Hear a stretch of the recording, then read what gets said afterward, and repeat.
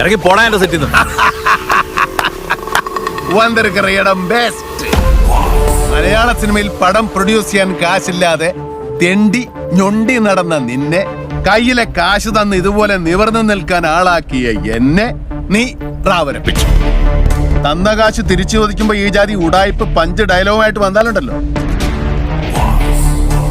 ഉള്ളംകാലി മുള്ളാണി അടിച്ച് നടുറോട്ടിലിട്ട് ഇലുവരപ്പിക്കാൻ. മനസ്സിലായോ? உனக்கு பொண்டாட்டி குழந்தைகளை பார்க்கணும்னா மரியாதையா பணத்தை திருப்பி கொடுத்துரு.